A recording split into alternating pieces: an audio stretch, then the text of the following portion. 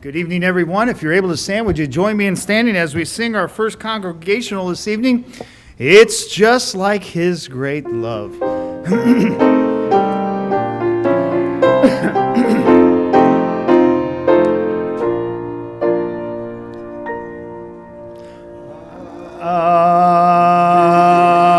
Friend, I have called Jesus, whose love is strong and true, and never fails nowhere to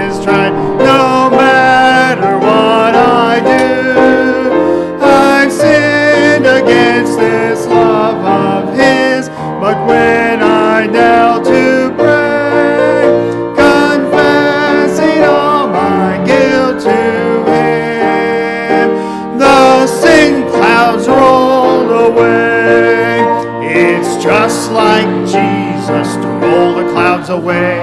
It's just like Jesus to keep me day by day. It's just like Jesus all along the way. It's just like His great love. Sometimes the clouds of trouble may dim the sky above. I cannot see my Savior's face. I doubt His wondrous love. But He from heaven's mercy seat, beholding my despair, in pity bursts the clouds between, and shows me He is there. It's just like Jesus.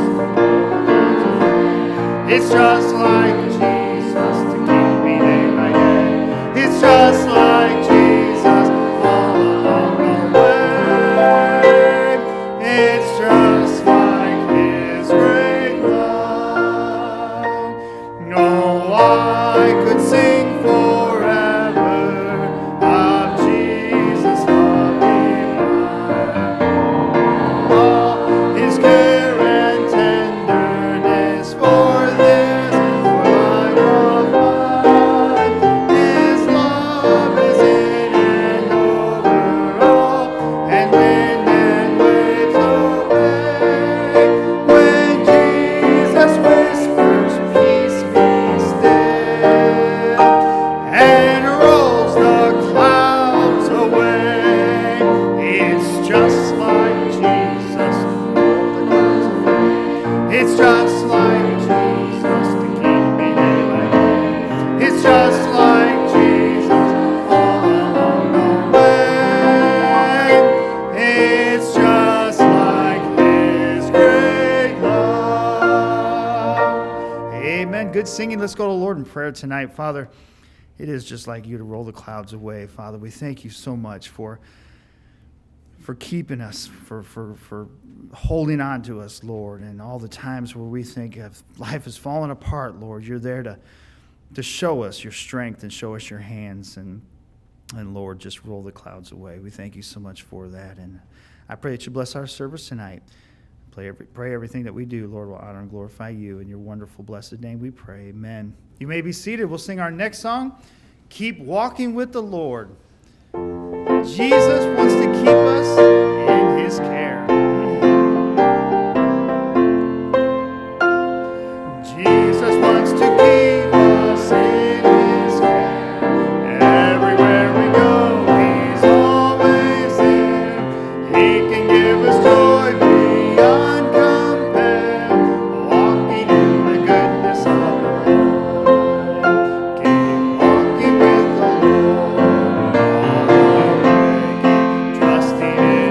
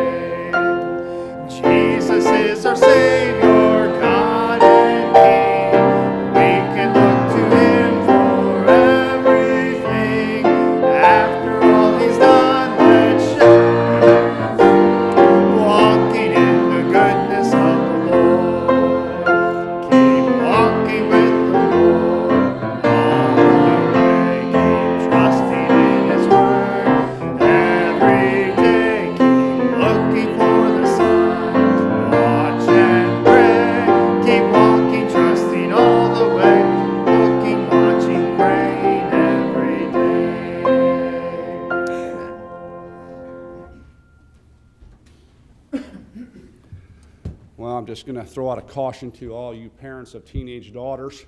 I was back there in the teen room before church started, and I saw the teenage girls practicing tying ties for their future husbands. So I won't tell you which ones they were, but I was excited to see them working on those things, okay? That's a good wife knows how to tie her husband's tie, all right? Let me just remind you of a couple of things, again, that's not in the bulletin, but this is for those that, again, who did the counseling training. Completion forms for those who were a part of the counseling training need to be turned in today. So if you don't have that done today, Pastor Pennell's going to be at the back door waiting to speak with you, okay? So please make sure you get that taken care of. Also, again, I'm still looking for Dave Wasco's Bible. Again, I know it was here. It sat here for a while, and I don't know if I loaned it to some kid to use or did something with it, but I cannot find it. So if you could help me find it, that would be appreciated, okay? Other things going on, again, don't forget next week, Sunday, Teenagers On Up will be in the auditorium. Evangelist Paul Crow will be with us for the day. And then July the 10th, we'll be starting our new adult Sunday school classes. Again, Pastor Penn will be teaching in here on knowing God, and I'll be teaching over there on flourishing faith, okay, in the fellowship hall. Tuesdays, again, this Tuesday as well as throughout June and July. And actually the first Tuesday in August, we'll be having guest speakers come. Again, if you haven't been there, and I think most people here probably have been to Together Tuesday, but if you haven't, you're missing out on that. It's a great time. Encourage you to be there again this Tuesday, 5:30 is game, 6 o'clock is meal. We're having ham and cheese sliders, okay, that's grilled ham and cheese, I guess, I don't know what you call that for sure, but come and find out, I guarantee you'll like it, okay, and you can bring a dish to pass with that, and our guest speaker will be Pastor Wayne Joyner from First Baptist Church in North Liberty. We're also planning a baptismal service on July the 10th. Again, if you've been saved but not scripturally baptized, we encourage you to speak to me, and we'll have you meet with the deacons and make sure that you get baptized, following the Lord in believers' baptism. Again, remember, men, next week, Sunday needs to be the last day to sign up for the fishing trip to Lake Michigan. We have plenty of room. We encourage you to do that. The price we got is based on 30 people going. So, again, it's a good activity for you to come and bring a friend who may not be interested in coming to church, but maybe they like to fish. Bring them to that, and they'll see that most of our church folks are normal people, and maybe they'll come and try church out, okay? So I encourage you to do that coming up on July the 16th. And also, there's a bridal shower that day for Brittany at 1 p.m. here at the church. And again, if you would sign up there so they can plan for that accordingly. And then also, if you plan on attending the wedding, if you would sign up for that as well. Camp Kobiak, again, I think Pastor Ryan said he has all the registrations or close to it. If you don't have registration, make sure you get that to him today. They need to get that sent up there. They are busy with campers, and everybody's trying to get in a last person, and they need to find out how many beds they have available because they are just booked throughout the summer. Even juniors. Usually we have room for juniors and not for teens, but even this year they're cram-packed, even with juniors. So if you're planning on doing that and you haven't turned that in yet to Pastor Ryan, you need to do that, please. Ladies, also there's a sign-up sheet there for the P. Graham Dunn trip, July 29th through the 30th. And then also back there, the Sauk Trail Men's Retreat as well, if you would like to go to that. Men, again, that's for teenage guys on up. Actually, probably even elementary guys can go if you want to spend that kind of money for your child to go. But in order for us to get a discount price, we need to be signed up by the end of July there for that, okay? All right, I think that's it. If we can get the men to come, we'll take up the evening offering.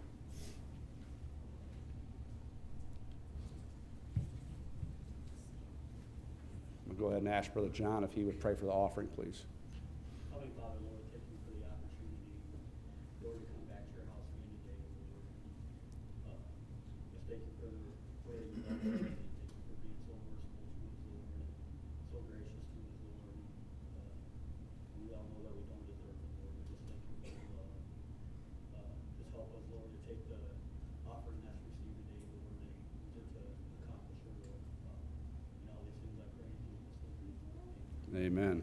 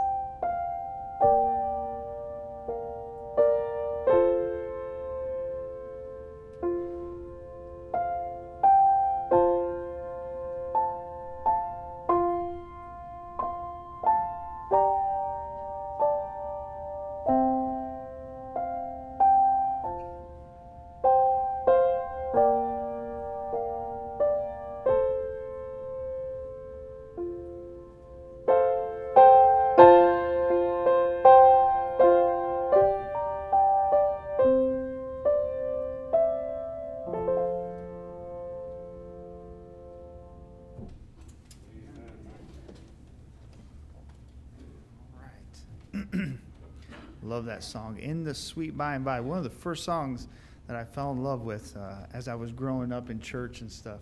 In the Sweet By and By. Thank you, Brother Noel. That was a great song. All right, if you're able to stand, would you join me in standing? As we sing Follow On, the next song after this is going to be one verse, so let's just go ahead and stand for this one. Down in the valley with the Savior, I would go. Down in the valley with my Savior, I would go. Where the flowers are moving and the sweet waters flow. Everywhere He leads me, I would follow. Walking in His footsteps till the ground be mine. Follow, follow, I would follow Jesus. Anywhere, everywhere, I would follow on. Follow, follow, I would follow Jesus. Everywhere He leads me, I would follow on. Down in the valley with the Savior, I would go. Where the storms are sweeping and the dark waters flow. With His hand to lead me, I will never fear. Danger cannot hurt me if my Lord is near. Follow, follow, I would follow Jesus. Anywhere, everywhere, I would follow on. Follow, follow, I would follow Jesus. Everywhere He leads me, I would follow. Down in the valley close beside my Savior would my soul ever be. He will lead me safely in the path that He has trod. Up to where we gather on the hills of God. Follow, follow, I would follow Jesus. Anywhere, everywhere, I would follow on. Follow, follow, I would follow Jesus. Everywhere He leads me, I would follow on. And our final congregational, I just keep trusting my Lord. I just keep trusting my Lord as I walk along. Just keep trusting my Lord, and He gives us song. Clouds darken the sky, o'er the heavenly train. I just keep trusting my Lord. He will never fail. He's a faithful friend, such a faithful friend. I can count on Him to the very end. Storm clouds darken the sky, o'er the heavenly train. I'll just keep trusting my Lord. He will never fail.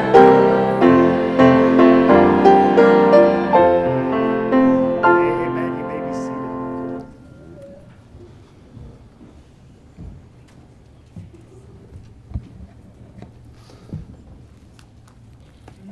Well, it's good to see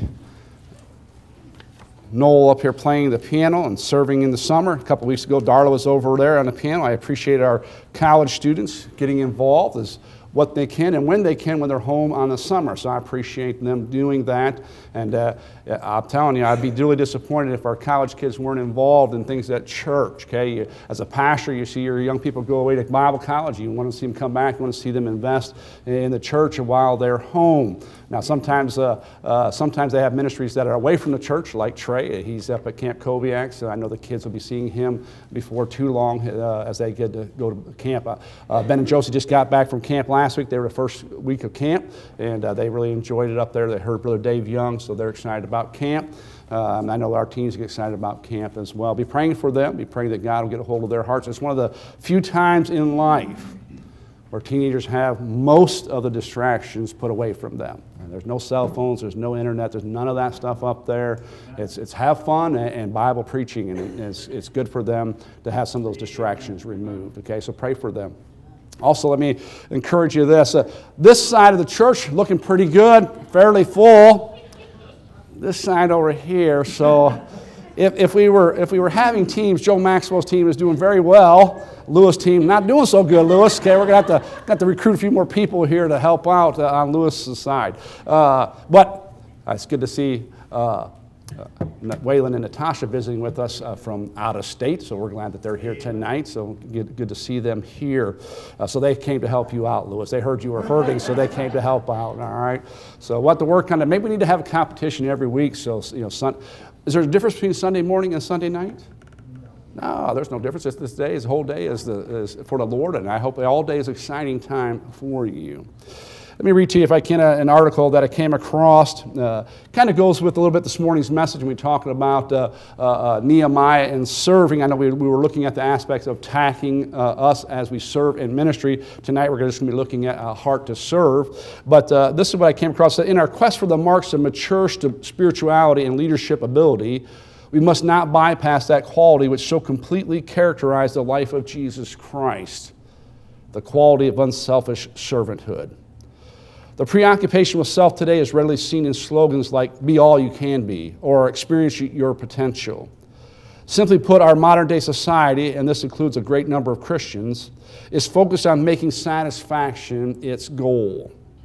There's much more concern for self-fulfillment than for pleasing God and truly serving Him and others, as seen in the life of Jesus. Typical of today is the enormous number of how-to books, not just for the secular world, but for the Christian community. These are aimed at directing us to more successful relationships, becoming more of a person, realizing one's potential, experiencing more thrills each day, whipping ourselves into shape, improving our diet, managing our money, and on it goes. Again, while many of these things are important and have their place, it does take the focus off of what truly is the heart of Christianity, knowing and loving God. And out of that resource and relationship, living as servants in the power of the Spirit according to the example of Christ. A month or so back, maybe 2 months ago, we were at a pastor's fellowship and a missionary, I don't remember where he was from, I think it was from Nicaragua. He was there and he mentioned in passing 2 Corinthians chapter 8, and right then and there, I think, you know what, that we need to speak on those couple of verses. I just haven't gotten around to it until this past week. So if you take your Bible and turn to 2 Corinthians chapter 8, verses 16 and 17. And again, as you're turning there, and we're talking about serving. Now, I know that in this aspect, Titus is in the ministry, and he is serving in the aspect of he's going around and he's collecting money. And I'm not preaching on giving or anything. That's not the point here. But the church was hurting, and several churches were trying to give to help the brethren out. And Titus was using that as his ministry, okay, as helping the brethren out. But I want to take some of the things about his ministry and his heart to serve and try to encourage you in that same aspect this evening. Let's just read chapter 8, verse 16 and 17. But thanks be to God, which put the same earnest care into the heart of Titus for you. For indeed he accepted the exhortation, but being more forward of his own accord, he went unto you. If we look at this here, we see that Titus was appointed to serve. Okay, he was appointed to serve. Now, I just want you to know there's no difference between Titus and you and I.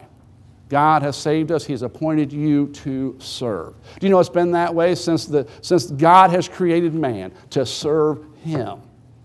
You notice again that when He put Adam in the Garden of Eden, Adam just didn't sit there and do nothing. He was serving God. And I believe again, as we get to heaven, we'll have responsibilities of serving God. Now, obviously, it'd be a much more enjoyable aspect in heaven to serving God than sometimes being here, and we got to go through some trials and tribulations, but in heaven we won't have those things. But what a joy it'll be to be serving God for all eternity. That's exciting. And I think, but serving even here upon earth, I hope that you're excited about that. In Acts chapter 7, verse 6, Luke is writing, and he's reflecting back on, it's probably Paul, no, not Paul. Luke is reflecting back on what has happened with the children of Israel. It says in verse number 6 of chapter 7, and God spake on this wise, that his seed should sojourn in a strange land, that they should bring them into bondage, and he treat them evil for 400 years. And the nation to whom they shall be in bondage will I judge, said God, and after that they shall come forth and serve me in this place. God would have us to serve him right where we are. And sometimes, again, God will move people to different places, but for the purpose, again, of serving him. I hope you can grasp that fact of serving God. Let me read you another verse, Hebrews chapter 9, verse 14. How much more shall the blood of Christ, who through the eternal Spirit offered himself without spot to God, purge your conscience from dead works to serve, now get this, to serve the living God. Now again, I am a firm believer in serving the Lord, okay? But understand this, you're not just serving God, you're serving the living God. Think about all those religions out there who are working to gain their way to heaven.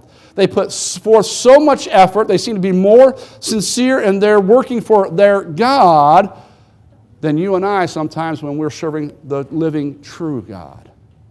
How does that happen?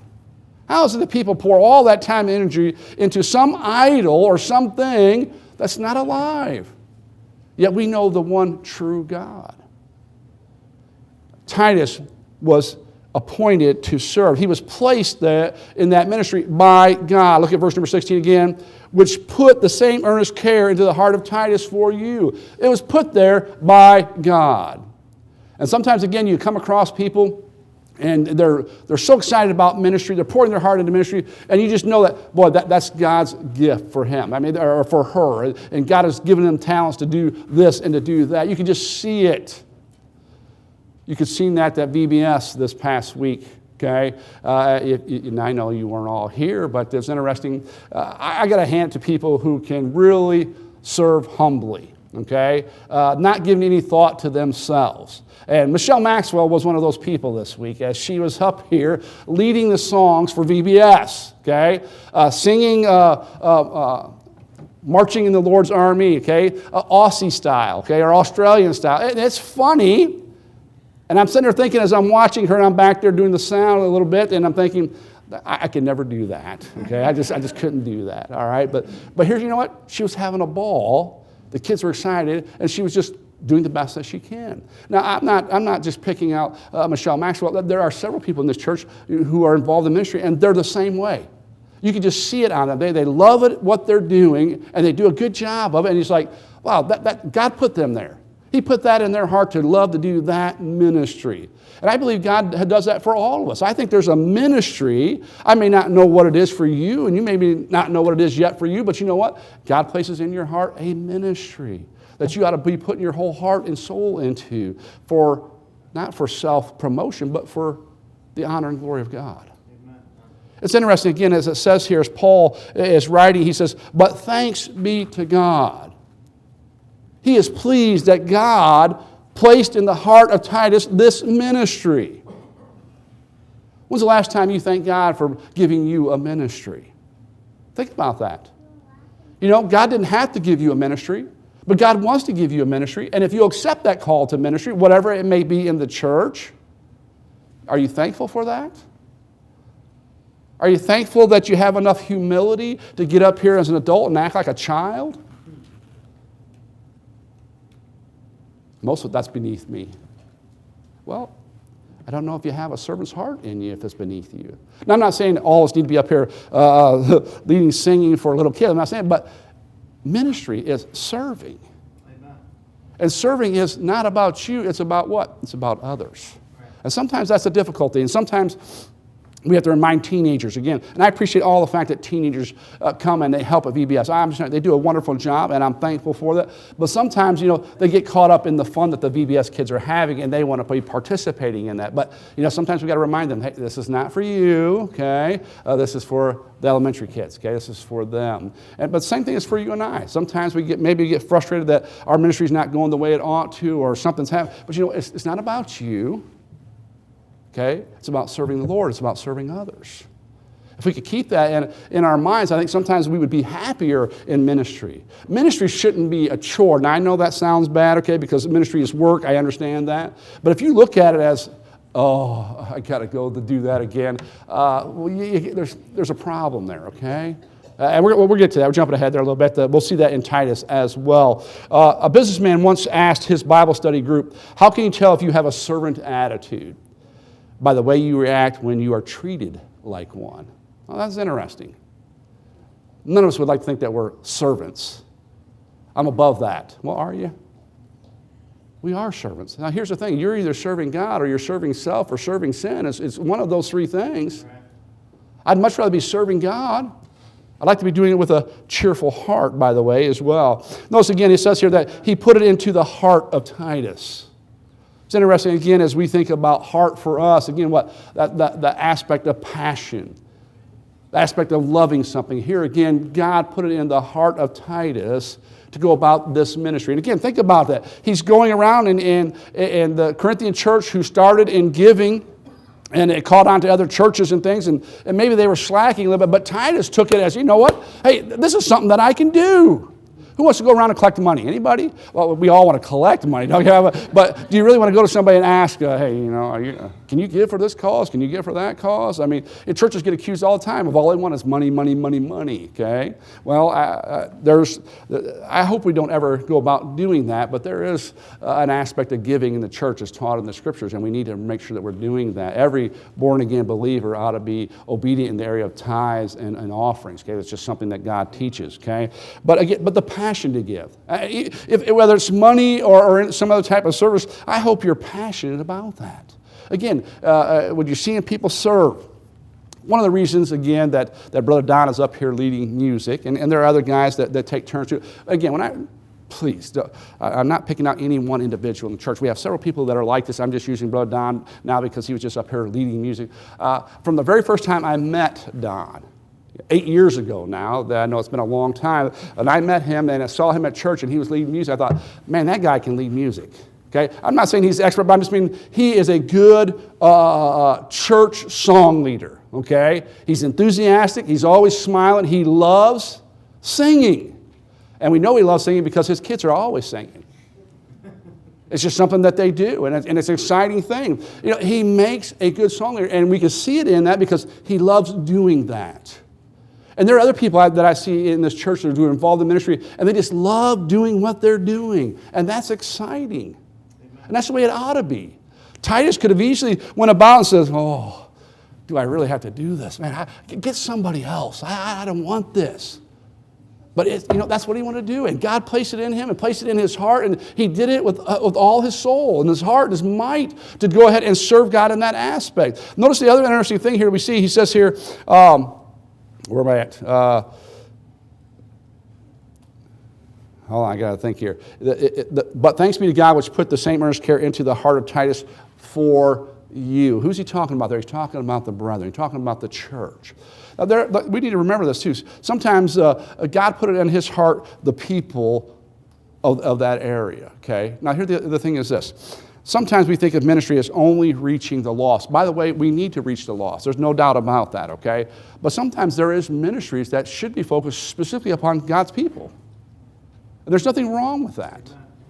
And sometimes maybe God has made you that type of person. Maybe you're not the most evangelistic mindset of person. That doesn't excuse us from sharing the gospel, by the way, okay? But at the same time, some people are more able to relate better to other believers. And maybe that's kind of ministry that God's placed you in mentoring or teaching other believers, okay? And there's nothing wrong with that. Here again, Titus wasn't going out to the world and asking money. He was going to the church, seeking finances to help other people who were hurting. That's what he was doing. And sometimes, again, you know what? I think God puts it upon us and certain people to minister to other believers. Notice again, we see here, for indeed he accepted the exhortation. He was appointed that ministry. He was appointed to serve, and he accepted that area of service. What about you? Has God called you to a certain ministry, and you said, I don't want to do that. I don't want to do that. Now, again, I think all of us perhaps struggled a certain aspect of wanting to do ministry. I think maybe our heart is there. I hope it's in our heart to serve. But sometimes, it's when God asks you to serve, he's asking you to step outside your comfort zone. He just is. And sometimes, it overwhelms us to the point where I just can't do that. I just can't do that. Well, look, if God's calling you to do that, you can do that. And he'll help you do that. because he's the one that put that in your heart in the first place, that area of ministry. Look, Titus saw a need. And that's what ministry is, folks. It's seeing a need, okay? It says right there, it says that the earnest care, for he accepted the exhortation, but being more forward of his own accord, he went unto you. Sorry, it's verse number 16. Which puts the same earnest care into the heart of Titus. He saw the need that Paul saw. He saw the need that others saw as well, and that is to help the brethren. He saw a need. Have you seen a need? And again, I've talked with some folks here in this church, and they come and they ask, they look, what about this? What do you think about this ministry? What do you think about that? You know what? They see a need. Isn't that what we looked at with Nehemiah? Over the 6 months of this year, it began with him seeing a need. And then what did Nehemiah do? He shared that need. He shared that vision. And again, that's what's happening here. Paul saw a need. And you know what? Titus saw the same need. And Titus shared that vision along with Paul and others. And sometimes that's the way it is, folks. You don't have to start the ministry. You don't have to be the leader of that ministry. But you know what? You share a same vision with somebody else. And you can get on board with that ministry. And again, we saw that with Nehemiah, where Nehemiah shared it with the people, and the people got on board with his vision. Notice verse 17, it gives it, for indeed. Again, we see here that he was sincere in his decision. Again, it's exciting when you read about Titus here in this aspect. Again, a ministry that most of us probably wouldn't care to do. Let's just be honest. But you know what?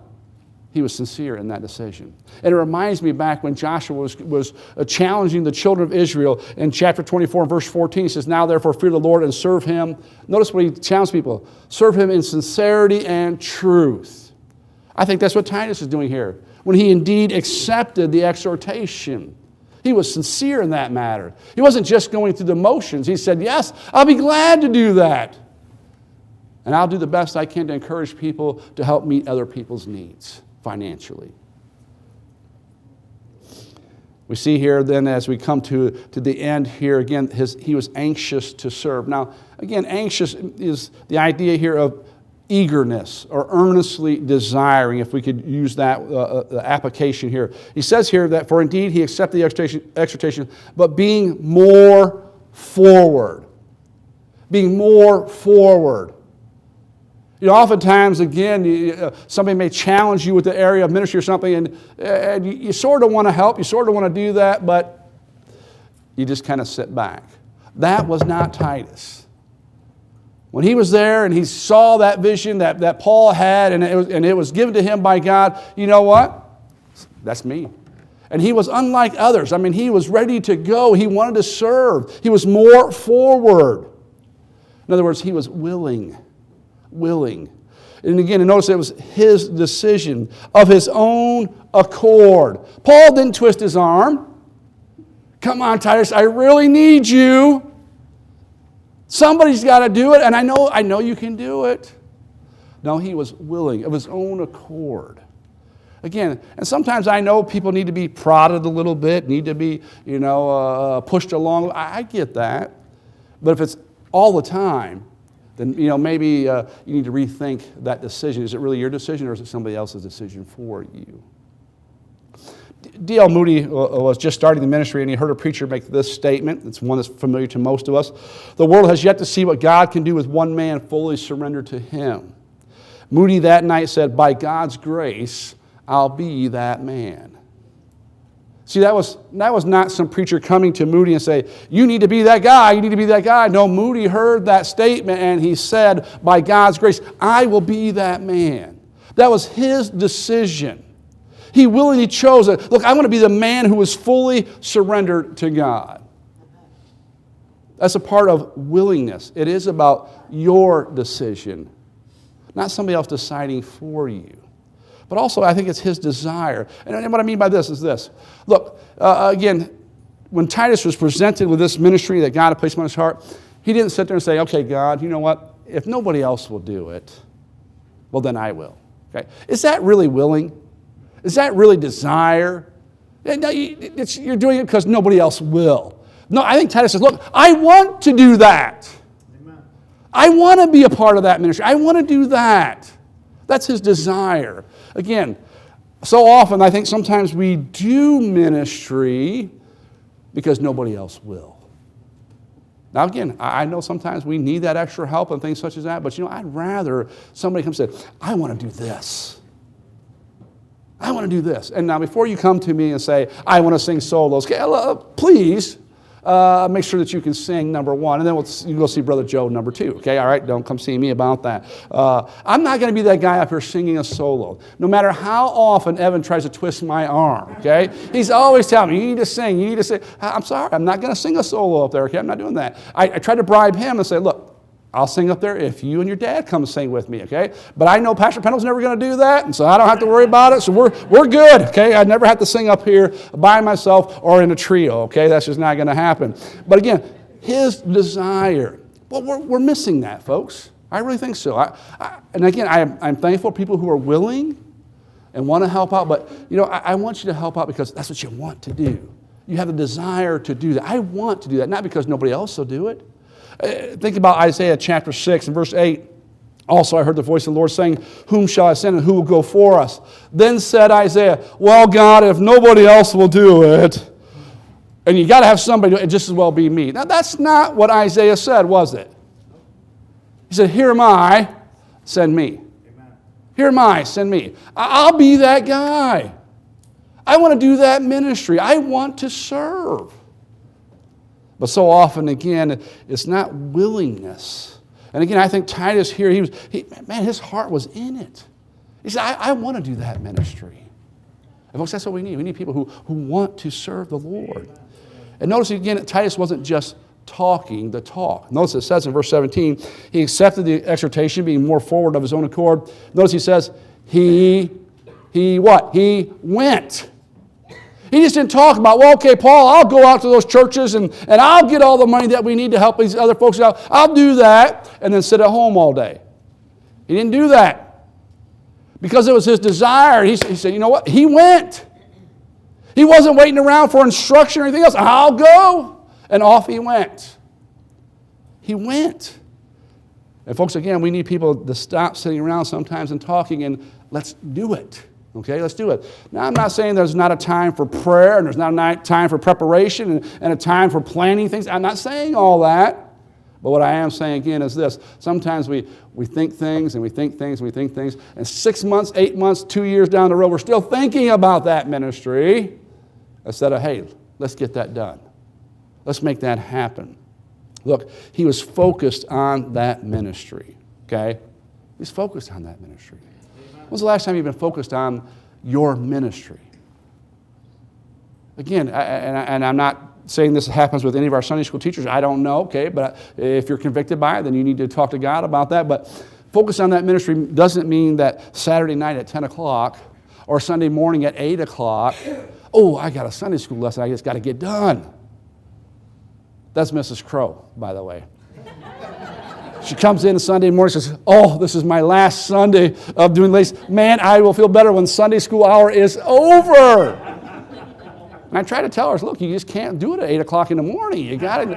Now, I already know I've heard good things about Mrs. Crow teaching the ladies Sunday school and everything, and the ladies enjoyed it, and I'm thankful for that. But I also know that she put a lot of work into that.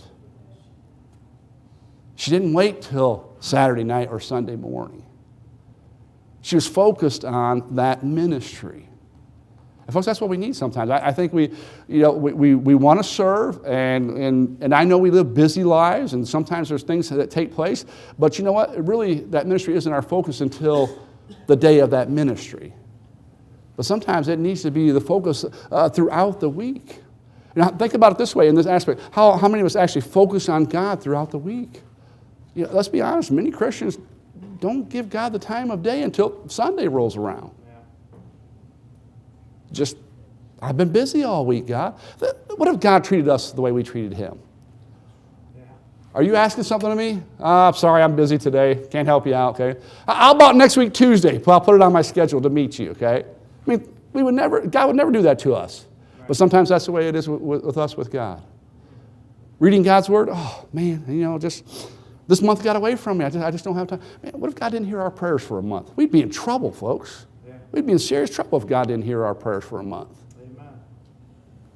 God is good to us. We need to be focused on ministry. And the other thing, just as we talked about this morning, we see the same thing here with Titus, and that is the idea to finish that mission, to finish that project, to finish that ministry, whatever it may be. If you look over verse number 6 of chapter 8, insomuch that we desired Titus that as he had begun,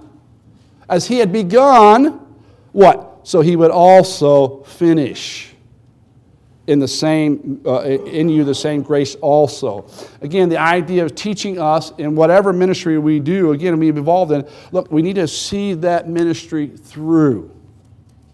For many of us, it may be years long, and that's fine. For some ministries, maybe it's just a limited amount of time, and then you know what? Maybe that ministry, like VBS. Okay, let's just use VBS. We just got done with. Look, it was a busy, busy week for everybody who helped out at VBS. I know you were tired. Monday through, it was a long week, okay? Especially for those of you who went to work all day and then come and spend here 2-3 hours at VBS. It was long for you. And I know it's asking a lot of you. But you know what? We made it through, didn't we? Thursday has come and gone. We made it through. And sometimes ministry's that way. It's a one day, it's a 1 week, it may be whatever. But you know, we need to make sure we see it through. And sometimes, again, when you're tired, and you know, and VBS was a good week. It really was a good week. Did we see as many kids come as we liked? No, we didn't, okay? And sometimes that can be discouraging. You're working hard all week and you come to VBS and it's like, wow, there's only 30 kids here. Hey, but you know, that's 30 kids that need to hear God's word. Amen. That's 30 kids that can have a good time and see you as an example of the Lord Jesus Christ. And do I have the right kind of attitude amongst these little kids? You got to remember, sometimes the kids that come don't have the best home life. They're not always all church kids. You know what? And some of the only God that they see is during the week of VBS. Wonder how many of those kids will ever come back to church. Look, it's asking a lot in weeks like that. But you know, we need to make sure we see that through. We need to be excited about it from Monday to Thursday. Not Monday through Wednesday and Thursday. I'm glad this is the last day. I'm done. No, Thursday's not over yet. We need to make sure that we carry it through, see the ministry through. Again, Titus, what a great example he was of serving the Lord. Let me finish with this. From July 26 to August 7th, 1971, the eyes of millions of Americans were on the Apollo 15 moon mission. Now, many of you were not alive during that time. I get that, okay? But you can look it up and read about it in history. You may remember the astronauts David R. Scott and James B. Irwin, who landed on the moon and spent 18 of their 66 hours outside the spacecraft. They covered over 17 miles of the surface in a specialized vehicle people dubbed the moon buggy. Upon returning to Earth, James Irwin, a professed Christian believer, declared, "As I was returning, I realized that I'm not a celebrity, but a servant. So I am here as God's servant on planet Earth to share what I have experienced, that others may know the glory of God." Wow, what a great statement by an astronaut. I don't think I ever heard that before. And yet here's a guy that everybody is on TV, everybody was glued to TV back in those days, watching an exploration like that. And all he can sit there and say is, I'm not a celebrity, I'm just a servant. I'm a servant here on the planet Earth. God has placed him here to serve all his days. And what did he want to do? He wanted to serve God and make sure that he got the glory. Most of us will never attain the status of a James B. Irwin, but all of us can have the spirit that he possessed, the spirit of a servant. I hope that's your heart's desire, to serve God. And not only serve God, look, remember in Hebrews chapter 9, verse 14, serve a living God. Folks, man, what a joy it is to know that we serve a God who's alive. We may not be able to see him face to face, but I'm telling you, he's very active in our lives if we're going to follow him and be obedient unto him. Amen. Who better to serve? Amen. I think you're better off serving yourself? We'd be better off serving God. Be a servant of God. Again, I trust that's your heart's desire. I really believe that every born-again believer ought to work to seek out God, what he would have them to do in the area of serving. Because you know what? When we serve others, it helps us get our eyes off of self. And so often, that's a struggle that we have. Well, what about me? What about me? What about me? It's not about me. It's about others. It's about God. That's what we ought to do. Have a heart to serve just as Titus did. Why don't we go ahead and stand? We'll have a word of prayer. Again, appreciate you being here tonight. I know you may have had a long week, especially those in VBS this week. Again, thankful for your faithfulness. Again, and let's help Brother Lewis out next week, okay? All right, let's get some people over here so I don't have to call him out in front of everybody for not bringing in the people. Are you going to be here next week? Yes. Okay, I'm just making sure. Maybe he's on vacation or something. I thought better find out, okay? But again, I am thankful for everybody's faithfulness. Again, it's not faithful to, I hope you're not